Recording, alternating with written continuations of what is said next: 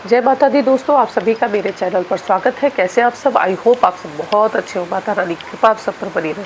सो दोस्तों, आज का जो विषय है वो है कि अष्टमी नवमी पर हमें पूजा कैसे करनी है, या जो नवरात्रि का पारण होता है वो किस प्रकार से किया जाता है।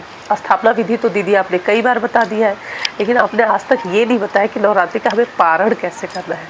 तो चलिए, आज का जो विषय है वो है नवरात्रि पे हमें जो अष्टमी और नवमी का पूजन करते हैं, हवन करते हैं, कन्या पूजन करते हैं, कैसे नवरात्रि का पूरे व्रत का जो पारण होता है वो किया जाएगा। चलिए हम वीडियो को आगे बढ़ाते हैं। तो सबसे पहले मैं आपको बता देती हूँ कि नवरात्रि के दिन जब अष्टमी तिथि होती है तो वो कुछ लोगों के यहाँ अष्टमी की पूजा होती है। तो मैंने देखा है वो सप्तमी को व्रत रह के अष्टमी पूजन करके खुद भी भोजन कर लेते हैं। लेकिन अष्टमी का आप व्रत रह रहे हैं तो अष्टमी के दिन आप व्रत रहते हुए कन्याओं को भोजन कराएंगे। आप तुरंत ही अपना व्रत नहीं खोल सकते, क्योंकि फिर तब आप 9 दिन का नवरात्र कहाँ रहे, आप सिर्फ 7 दिन की नवरात्रि रहे। नवरात्रि या तो 8 दिन की या तो 9 दिन की होनी चाहिए। तो नवमी वाले दिन भी आपको पूजा करना ही चाहिए। अष्टमी पूजन कर लेते हैं, लेकिन नवमी के दिन ही पारण करना चाहिए, तभी आपका 9 दिन माना जाएगा।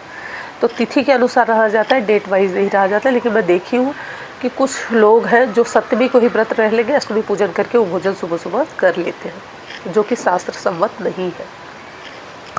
अष्टमी के दिन ही व्रत रह के आपको कन्या पूजन करना है, आप पारण नवमी में ही करेंगे, ठीक है। और जो 9 दिन का है वो कन्या पूजन करने के बाद नवरात्रि में पारण कर सकते हैं, ठीक है। नवरात्रि के अंतिम चरण तक जब कन्या पूजन वगैरह कर लें उसके बाद वो पारण कर सकते हैं, ठीक है। अब मैं आपको बताती हूँ कि कन्या पूजन वाले दिन या अष्टमी नवमी के दिन पूजा कैसे की जाती है। सर्वप्रथम अपने गेट पर सफाई करके, पूरे घर में अच्छे से साफ़ सफाई करके, रंगोली बना के द्वार की पूजा डेली 9 दिन तक डेहरी पूजन करना है तो डेहरी पूजन कर लीजिए। उसके बाद घर में अच्छे से जो भी साफ़ सुथरा आपने भोजन बनाया है, भगवती की डेली रूटीन में जैसे आपने 8 दिन तक पूजा की है, ऐसे 9वें दिन भी आपको पूरी पूजा पाठ करनी है। पूजा पाठ करने के बाद भगवती को भोग वगैरह लगाने के बाद आप हवन की तैयारी करेंगे, हवन करेंगे। हवन के दौरान जब हवन करके उठेंगे, भगवती को भोग लगाया जाता है। खीर और हलवा पूड़ी बतासे करके हवन की सामग्री में भी डाल दिया जाता है, इस चीज़ का ध्यान रखें। भगवती के सामने आपको हलवा, पूड़ी, इलायची, 9 जोड़ा पूड़ी होनी चाहिए, ध्यान रखिएगा। यानी 9 जगह पूड़ियाँ रहेंगी जोड़े में, उसमें 2 लौंग, इलायची, बताशे, हलवा, चना एक कटोरी में भर के रखिएगा। तो ये भगवती को समर्पित करेंगे। भगवती के समक्ष आप खीर समर्पित करेंगे, माता रानी को बहुत प्रिय है। तो ये भोग लगाने के बाद, हवन करने के बाद आरती करेंगे, ठीक है। आरती कर दिया माँ भगवती के समक्ष, मैं जैसे करती हूँ मैं वो बता रही हूँ। फिर इसके बाद हम कन्या पूजन की तैयारी करते हैं। कन्या पूजन करते हैं, कन्या आई, उनके चरण धुलवाएंगे, पहले स्वागत करेंगे, चरण धुलवाएंगे, चरण को पोंछ के उन्हें टीका लगाएंगे, चुनरी उड़ाएंगे, कलावा बांधेंगे और धूप दीप कपूर जला के उनकी आरती करेंगे।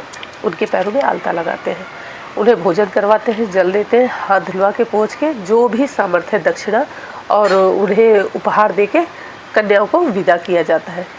इसके बाद मैं थाली सजाती हूँ, क्योंकि माता रानी को तो सुबह हलवा पूड़ी का भोग लग गया है, तो माता को तो अभी विदा किया नहीं है हमने, माँ हमारे घर पर ही विराजमान है।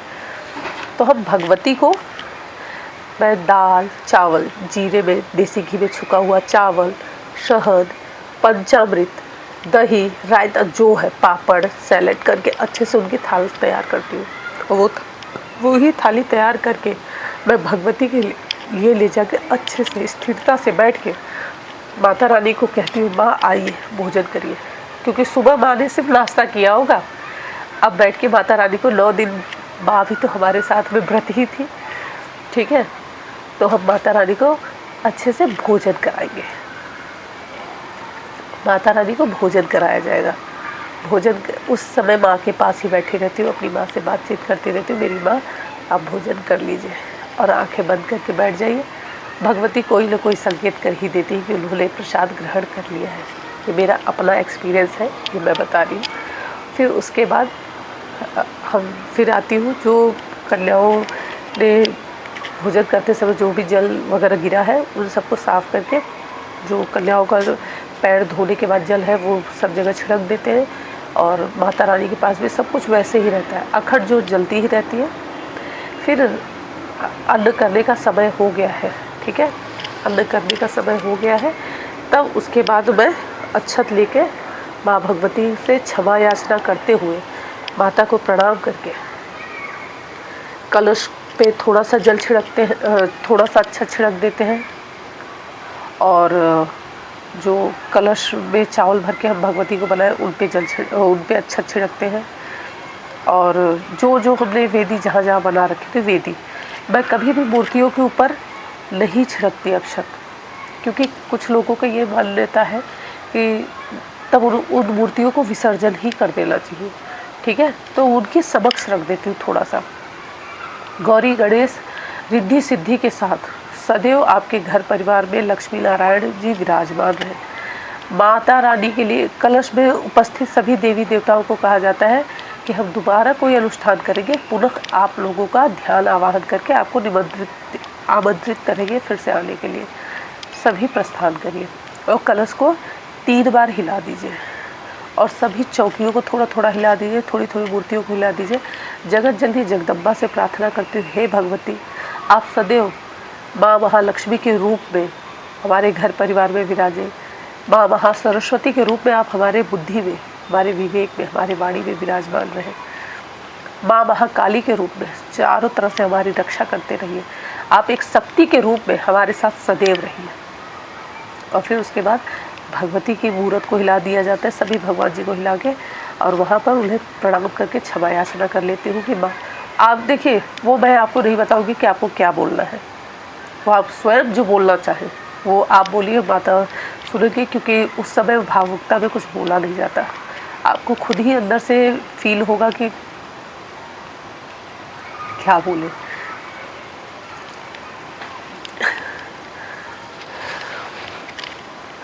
मैं डेली पूजा करने के बाद शाम के समय में बस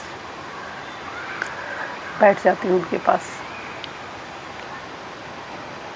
कुछ बोलने का भी मन करता है, कुछ सुन लेती हूँ, कुछ बोल देती हूँ, अच्छा लगता है।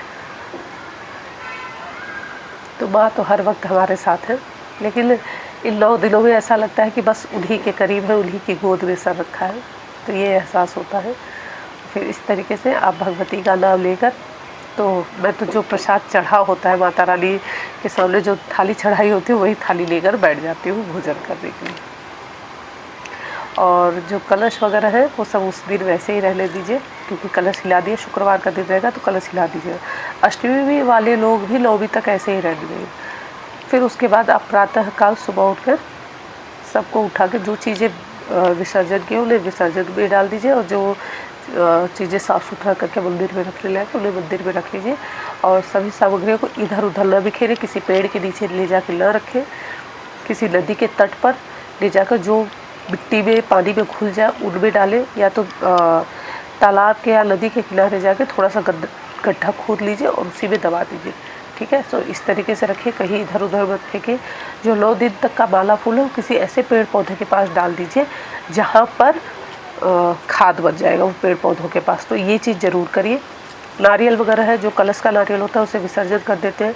कुछ लोगों ने मेरे से पूछा था कि जो लोटे के ऊपर गरी रखा गया है उसे क्या करेंगे, उसे भी आप विसर्जन कर दीजिए, मंदिर में दे दीजिए। ठीक है, मैं विसर्जन कर देती हूँ, मैं अपना बता रही हूँ कि मैं विसर्जन कर देती हूँ।